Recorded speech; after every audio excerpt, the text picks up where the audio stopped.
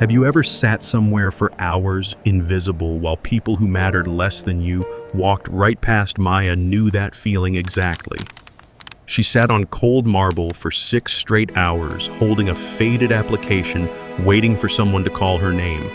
No one did. Marcus passed her twice, phone pressed to his ear, and never once acknowledged she existed. Helen watched, wanting to help too, afraid of losing her own job to move.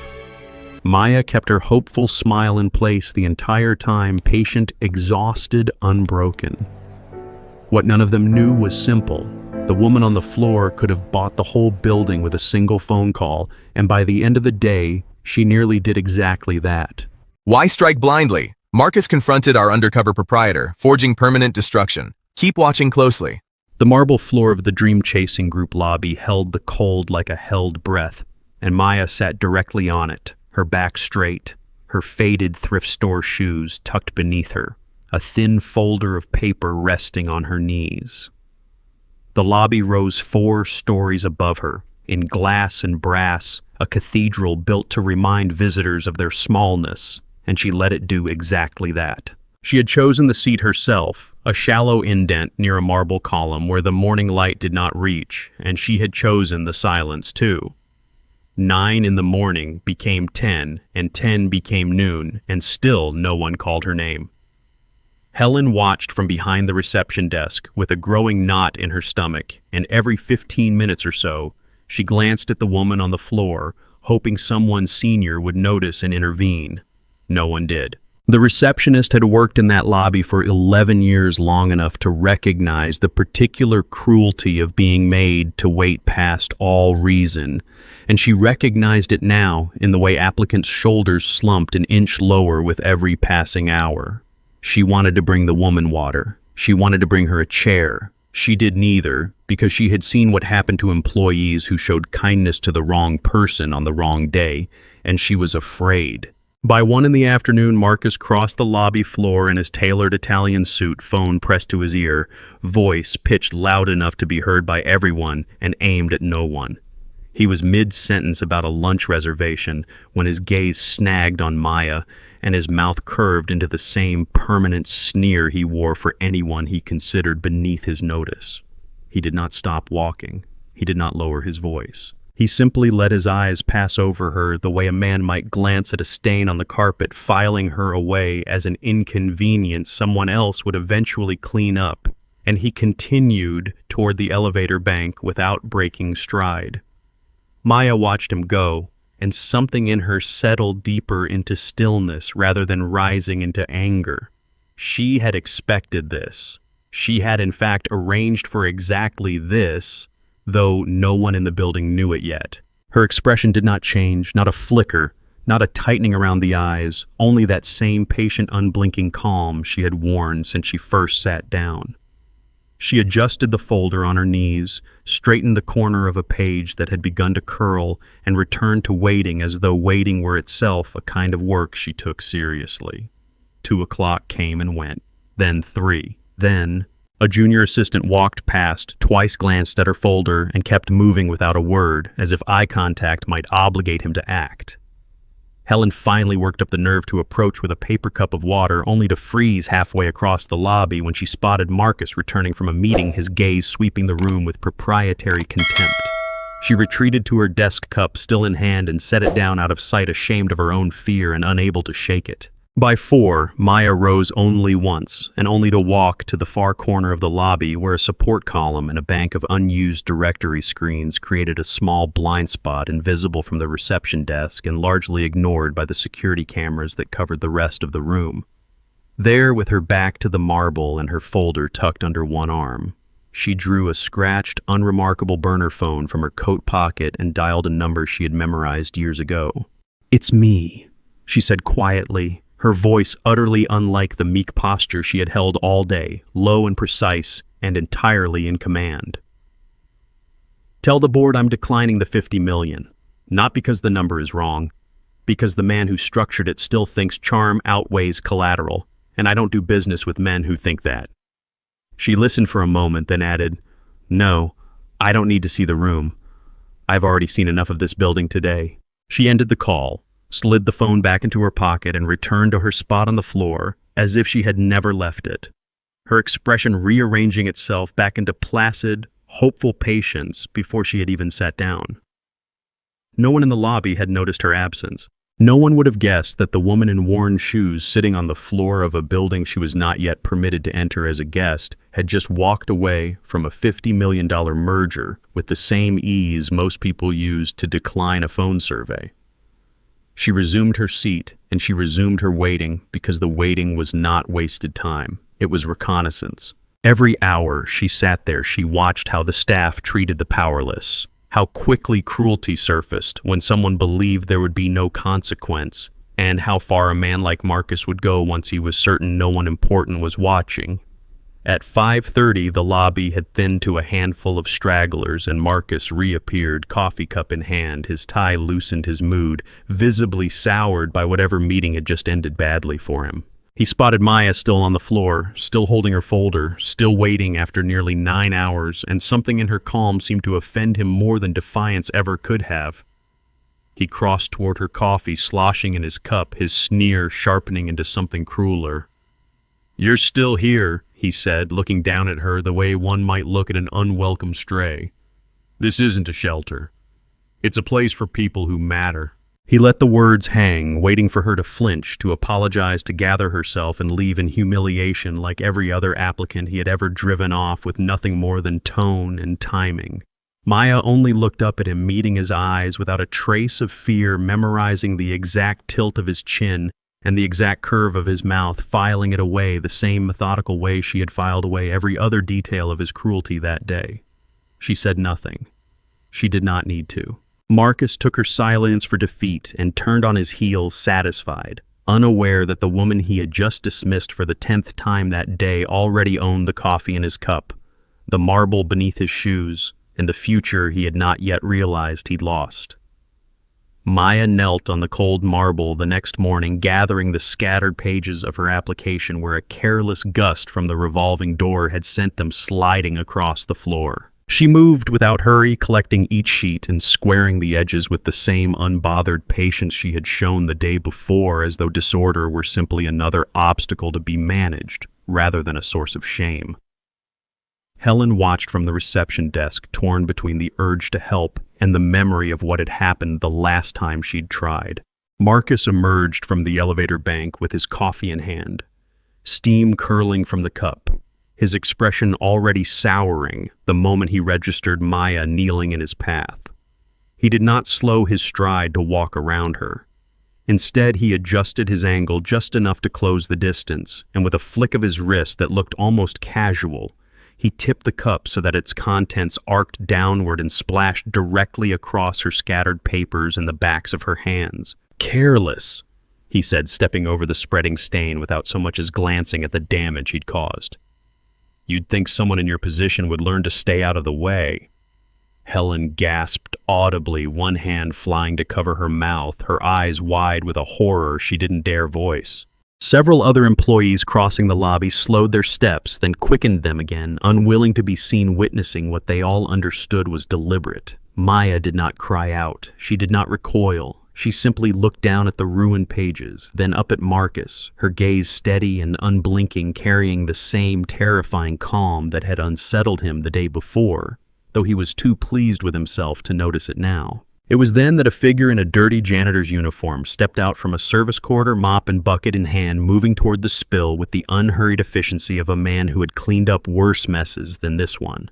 Leo set his bucket down beside Maya without a word, then crouched to gather the coffee-soaked papers before they could stain further his motions, economical and precise in a way that seemed almost out of place for someone pushing a mop for a living. As he reached to steady one of the pages, his sleeve rode up just enough to reveal a flash of gold and sapphire at his wrist, a watch that had no business being on the arm of a man in a stained uniform. And for half a second the weight of it seemed to pull his whole posture upright before he remembered himself and hunched his shoulders again. Marcus noticed the interruption and rounded on Leo with open contempt, the sneer he reserved for the invisible staff sharpening into something uglier. "Did I ask you to touch anything?" he snapped, and before Leo could withdraw his hand, Marcus drove the toe of his polished shoe into it hard enough that Leo hissed through his teeth and pulled back, cradling his knuckles against his chest. "Clean up your own trash." Marcus continued, his voice carrying easily across the lobby, pitched for an audience, even though he pretended otherwise. "And you," he said, turning back to Maya, "get this mess off my floor before I have someone escort you out permanently." He straightened his tie, visibly satisfied with the small cruelty he'd delivered twice over, and strode toward the elevators without a backward glance, already reaching for his phone as though the incident were beneath further thought. Leo remained kneeling for a moment, jaw-tight eyes following Marcus's retreating back with an intensity that had nothing submissive left in it, though he smoothed his expression before anyone could catch the shift. When he turned to Maya, his head was bowed again, his voice pitched low and deferential, every inch the janitor Marcus believed him to be. "You all right, ma'am?" he asked, already mopping at the spreading stain with quick practice strokes. "I'm fine," Maya said, and there was something in the flatness of her tone that made Leo glance up at her just briefly, just long enough for a flicker of understanding to pass between them, gone before either of them let it show.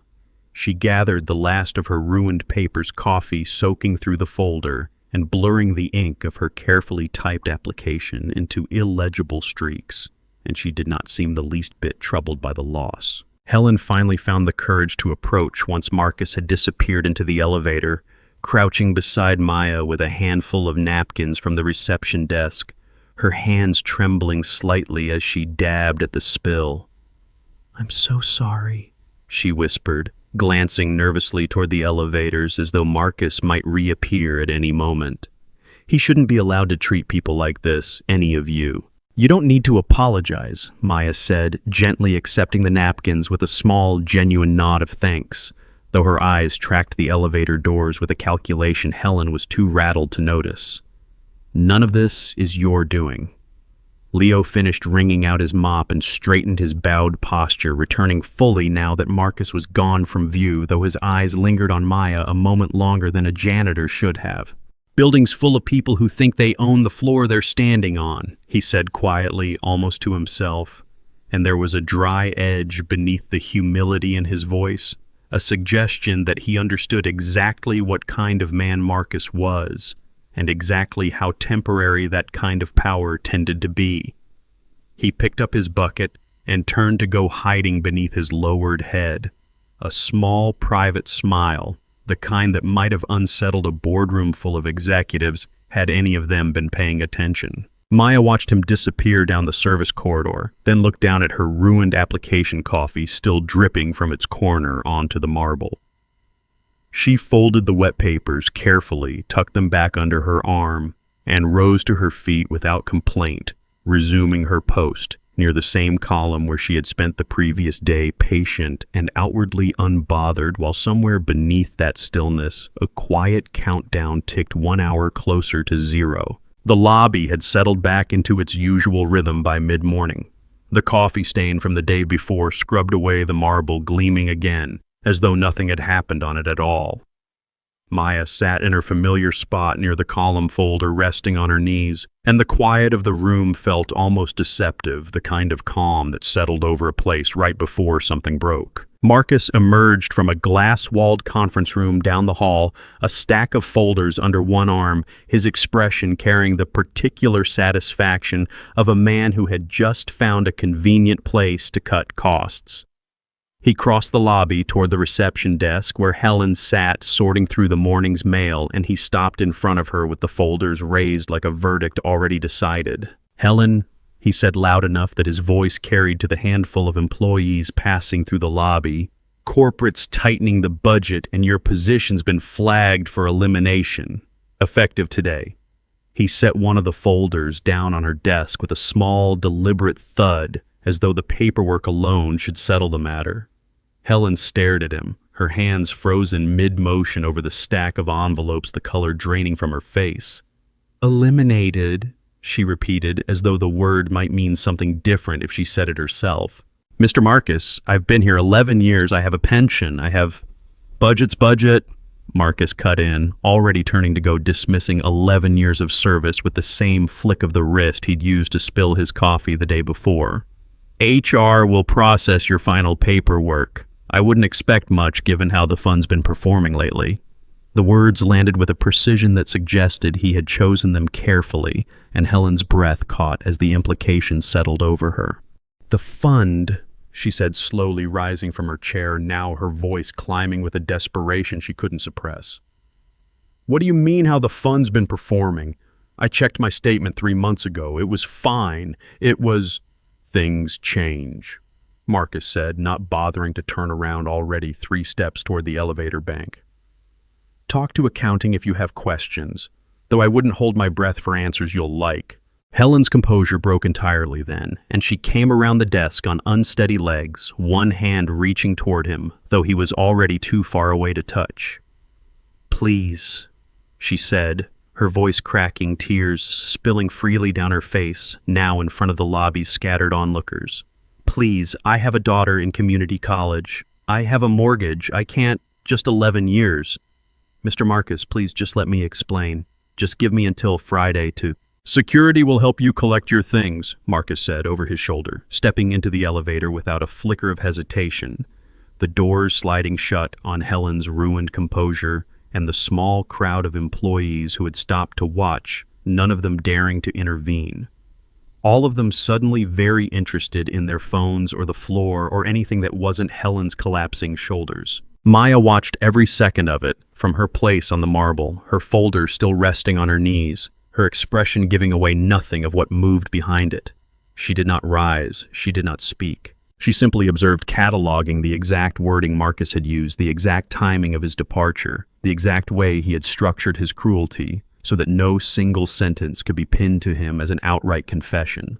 And she filed all of it away with the same methodical precision she applied to everything else in that building. Helen sank back into her chair once the elevator doors closed, her sobs quieter now, but no less devastating. Her hands pressed over her face as 2 younger employees hovered nearby, unsure whether comfort would help or simply draw unwanted attention.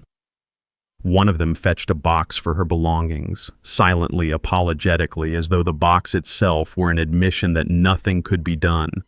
Helen took it without looking up, her shoulders shaking, murmuring something about her daughter's tuition that no one quite caught. It took nearly 20 minutes for Helen to gather herself enough to begin clearing out her desk. And in that time, Maya remained exactly where she was, watching the slow, humiliating dismantling of a life that Marcus had ended with a single sentence and a folder set down like a gavel. When Helen finally stood with the box in her arms, her eyes red and swollen, she paused at the edge of the reception desk and glanced toward Maya, offering a small, broken smile despite everything. Good luck with your application, Helen said quietly, her voice hoarse from crying, the kindness in it entirely unforced, even in the wreckage of her own mourning. I hope someone here treats you better than they treated me. You didn't deserve this, Maya said, and something in her tone carried a weight that made Helen pause, though grief made her too distracted to examine it closely. None of what happened to you today was fair, and it won't be forgotten. Helen managed a small nod, unable to summon more than that, and carried her box toward the revolving doors, glancing back once at the lobby she had worked in for over a decade, before stepping out into the afternoon and disappearing from view. Maya remained motionless for a long moment after the doors swung shut behind her, her gaze fixed on the space where Helen had stood. And for the first time since she'd arrived, something shifted behind her calm expression. Not anger exactly, but a colder, more absolute kind of resolve. She was no longer merely observing a cruel man enjoying his power. She had just watched him commit outright theft disguised as a budget decision executed with the casual efficiency of someone who had done it before and expected to do it again. Her silence on that marble floor had never been weakness. It had been patience.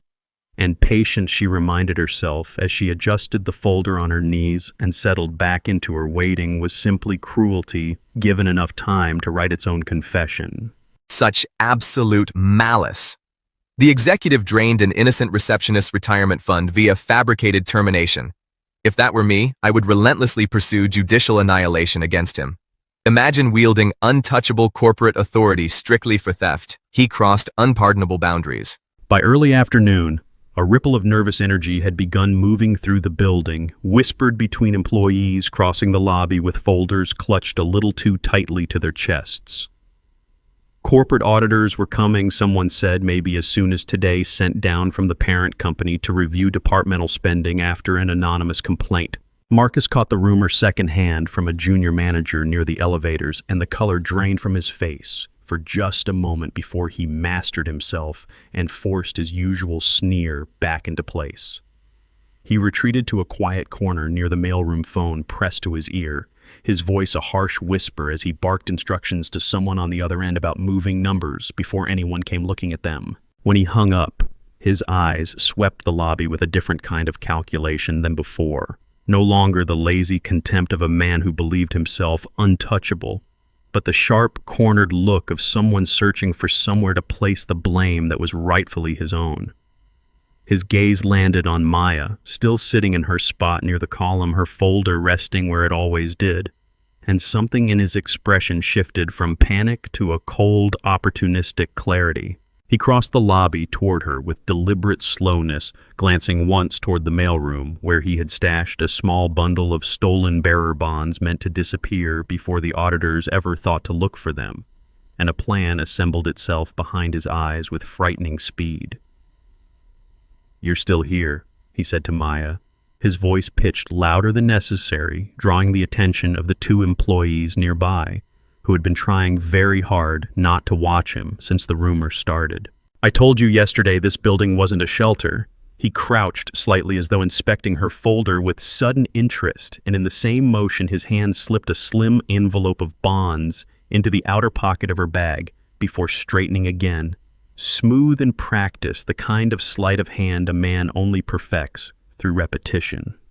Leo watched the entire exchange from the shadow of a service corridor, his broom gripped tight in both hands, every muscle in his body coiled with the effort of holding still. He had seen the transfer, the flick of Marcus's wrist, the practiced ease of a man planting evidence, and though every instinct told him to cross the lobby and intervene, he forced himself to wait, watching cataloging, letting the trap close a little further before he moved.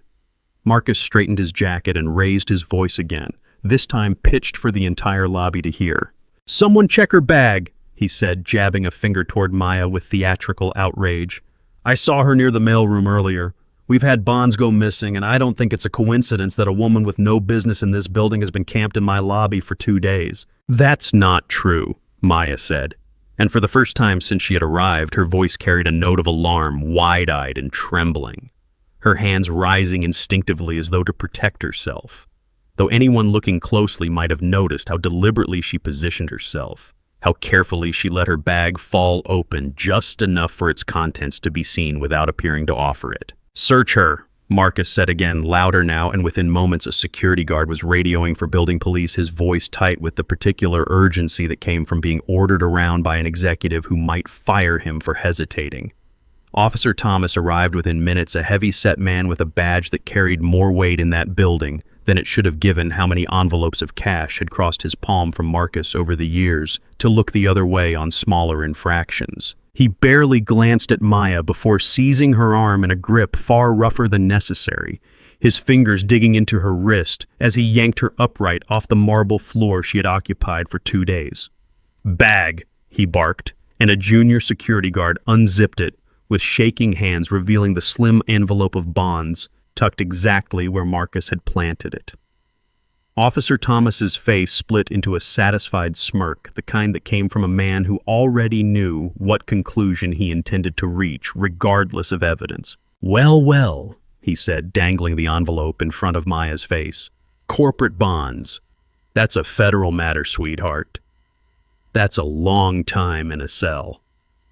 Marcus watched from a few feet away, his earlier panic replaced entirely now by a manic, triumphant grin, the expression of a man who believed he had just transformed his own crime into someone else's downfall with nothing more than a slip of the hand and a raised voice. "I told you this building was for winners," he said to Maya, loud enough for the gathering onlookers to hear, savoring every syllable. "Looks like you found a new address. Concrete floor, iron bars. Should feel right at home." Officer Thomas produced a pair of handcuffs and closed them around Maya's wrists with unnecessary force, the metal biting into her skin as he began marching her toward the revolving doors, his grip a clear message that resistance would only make things worse. Maya let her expression fracture into wide-eyed terror, her breath coming fast and shallow, her shoulders curling inward as though the weight of the accusation had finally broken the calm she'd maintained for 2 days straight. And the small crowd of employees watching murmured with a mixture of pity and relief that it wasn't happening to them. From the shadow of the service corridor, Leo's grip on his broom handle tightened until his knuckles went white, his jaw locked, every bowed and submissive line of his posture straining against the urge to cross the room immediately. He forced himself to wait one more moment, watching the cuffs close, watching Marcus's manic grin widen, watching the lobby's collective indifference curdle into something almost like satisfaction at seeing the mysterious woman finally brought low. And only when Officer Thomas took his first step toward the doors did Leo finally push off from the wall, his broom clattering to the floor behind him, forgotten. The handcuffs clicked shut with a cold final sound that seemed to silence the entire lobby.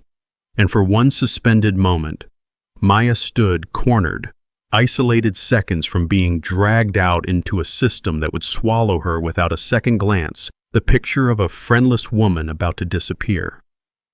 But even as the metal bit into her wrists, something in the set of her shoulders remained utterly calm beneath the performed terror, because the real trap in that lobby had never been hers. It had just closed quietly and completely on Marcus. Officer Thomas's grip tightened around Maya's cuffed wrists as he steered her toward the revolving doors, and the lobby seemed to hold its breath around them. Employees frozen mid-step. Phones lowered the earlier murmurs of satisfaction, curdling now into a tense, uncomfortable silence that even Marcus's grin couldn't quite dispel. 2 more steps and she would be outside past the marble and the glass, and into a system that Marcus had every confidence would swallow her whole before anyone thought to ask a single question. Leo crossed the lobby in long, unhurried strides, his broom already forgotten on the floor behind him, and the change in his posture was so complete that Helen, had she still been there to see it, would not have recognized him. His shoulders no longer curved in submission, his head no longer bowed. He walked like a man who owned every square foot of marble beneath his feet, because in every way that mattered, he did. "That's far enough," Leo said, and though his voice was quiet, it carried a weight that stopped Officer Thomas mid-stride, some instinct older than rank telling the man to listen before his conscious mind had caught up to why. Marcus rounded on Leo with open scorn, delighted at the interruption, certain it would only make the moment more satisfying. "Get back to your mop, janitor," he said, loud enough for the onlookers to hear, savoring the chance to humiliate 2 people in the same afternoon. "This doesn't concern you, unless you'd like to join her in a cell for obstruction." Leo didn't answer him directly. Instead, he reached into the inside pocket of his stained uniform, the same pocket that had concealed his watch for 2 days, and withdrew a slim black card, unmarked, unremarkable to anyone who didn't understand exactly what it represented. He held it up between 2 fingers, where Officer Thomas could see it clearly, and the effect on the officer was immediate. His face going pale, his grip on Maya's arm loosening as though the card itself carried an electric charge. "You want to explain to your captain," Leo said, his voice still calm, still quiet, "why you arrested a Federal Reserve director on planted evidence in front of a building full of witnesses on the word of a man currently under investigation for embezzlement." Officer Thomas's hand fell away from Maya's wrist entirely, the handcuffs still locked, but his authority over the situation evaporating in an instant, his eyes darting between the black card and Marcus's suddenly uncertain face, searching for some indication of what he was supposed to do with information that had just upended everything he thought he understood about the last 5 minutes. Marcus laughed, though it came out thinner than he intended, more nervous than mocking. "A director he repeated, forcing scorn into his voice even as something cold settled into his stomach. This is a janitor. I've seen his employment file. Minimum wage. No benefits, cleans up after people like you, Maya said, and every trace of wide-eyed terror vanished from her face in an instant, replaced by the same unblinking calm she had carried since the moment she first sat down on that marble floor 2 days earlier. She lifted her cuffed hands and with a small, precise motion produced a thick folder from beneath her coat, the one she had carried since the first morning, no longer soaked in coffee, no longer an application at all. She let it fall open against Marcus's chest, the papers spilling loose and cascading to the floor between them. Deed after deed, ownership documents bearing the name of a holding company that had, as of 6 days earlier, acquired 100% of Dream Chasing Group's outstanding shares. "My name is Maya Whitfield," she said, her voice carrying clearly across the silent lobby. Now, every employee frozen in place, every phone finally rising to capture the moment none of them would ever forget. "I own this building. I own the company whose name is on your paycheck, and 2 days ago I sat down on this floor to see exactly what kind of man ran my new lobby when he thought no one who mattered was watching." Marcus stared down at the scattered deeds, his mouth opening and closing without sound, the color draining entirely from his face as the full weight of the last 2 days assembled itself behind his eyes. Every cruelty, every humiliation, every casual act of theft now attached to a name that could end him with a single signature. "And you," Maya continued, turning to Leo with the faintest softening at the corner of her mouth. "I believe you two haven't been properly introduced. Leo Ferris, director of the Federal Housing and Finance Oversight Board. He's been embedded here for 3 weeks investigating the exact pension fraud you committed against Helen this morning." Leo inclined his head slightly, the black card still held loosely between his fingers, his bowed janitor's posture gone entirely, now replaced by the kind of unshakable authority that made even Officer Thomas take an unconscious step backward. "The Rolex was harder to hide than the badge," he said, glancing at Maya with something like dry amusement beneath the gravity of the moment. "I take it the burner phone worked out better." "Well enough," Maya said. And for just a moment, something almost like a private joke passed between them, gone as quickly as it appeared, replaced by the cold weight of what came next.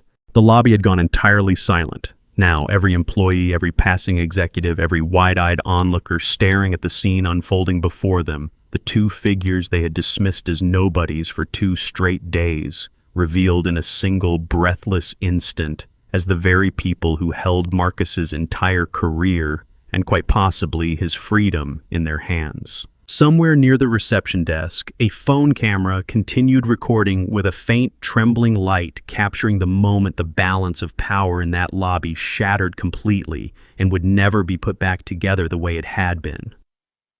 Marcus looked down at the deeds scattered across the marble at his feet, then up at Maya, then at Leo, then at Officer Thomas, who had already begun unlocking Maya's handcuffs with hands that shook so badly he fumbled the key twice before the metal finally clicked open. The room did not breathe.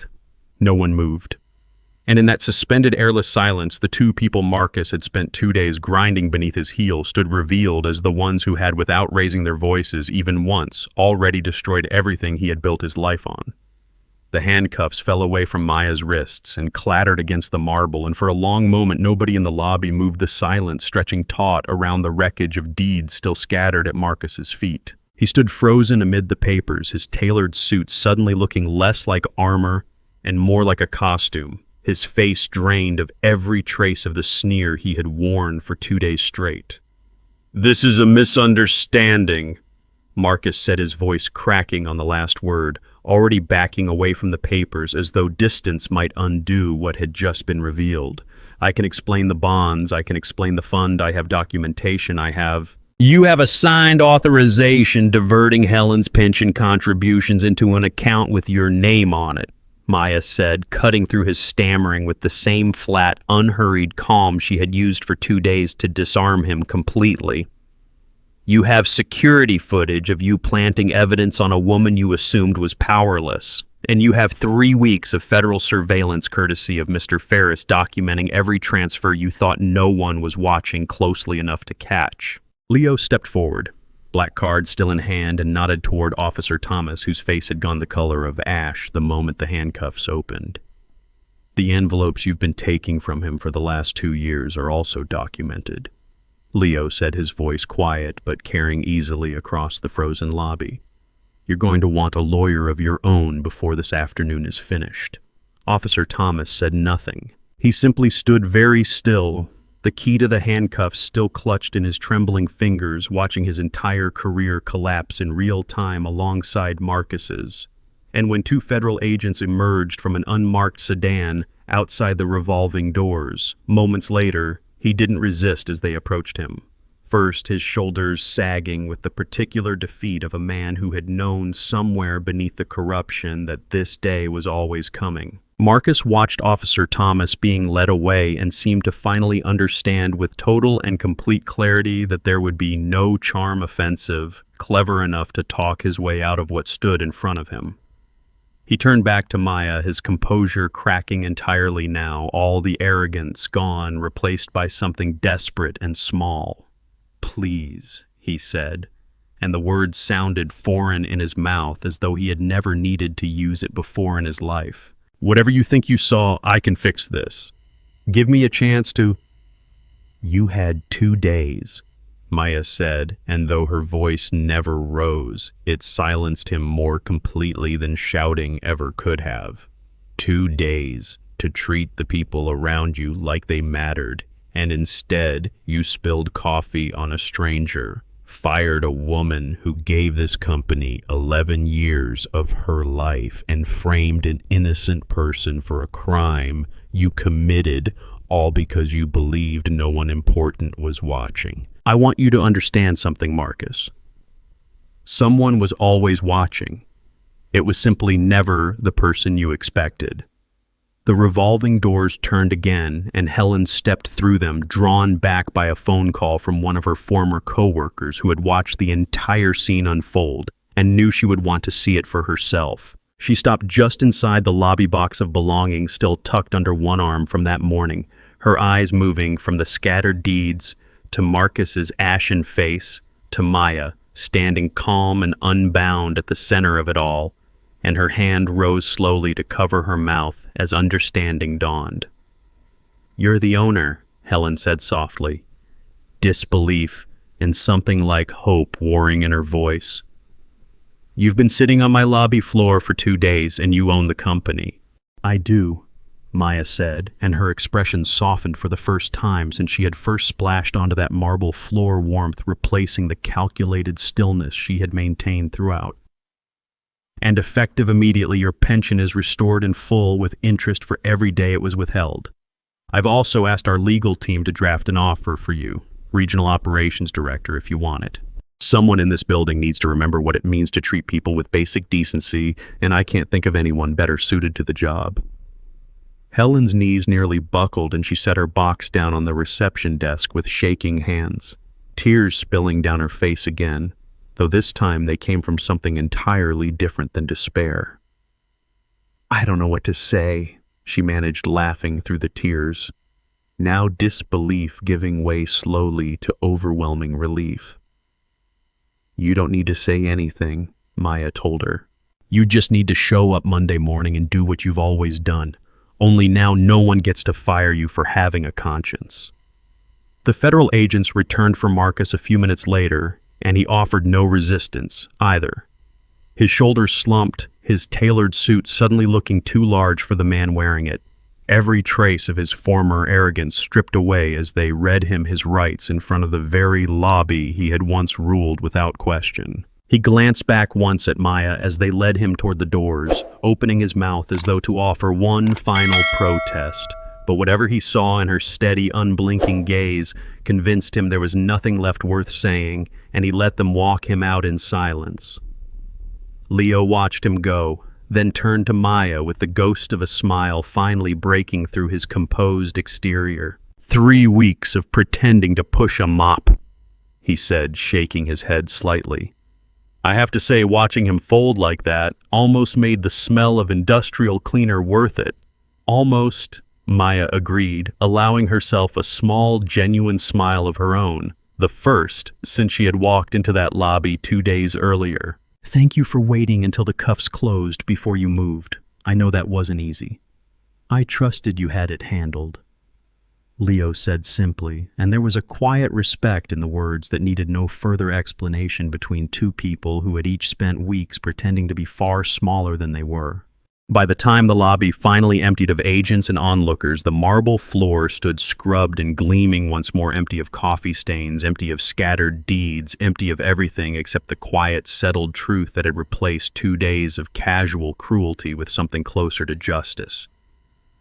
Helen returned to her desk that Monday morning, pension-restored new title waiting, and greeted every visitor to Dream Chasing Group with the same warmth she had always carried, no longer afraid of what speaking kindly might cost her. Marcus's name disappeared from the executive floor within the week, and no one in the building ever spoke of him again, except as a quiet lesson in what happened when power went unchecked for too long.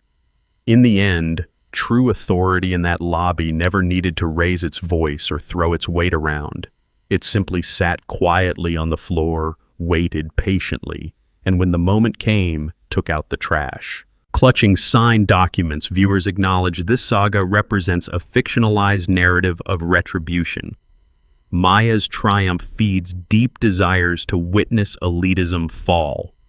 Frankly, seeing flawless takedowns satisfies completely. How might you handle corrupt superiors stealing from staff? Subscribe below for more tales of vengeance.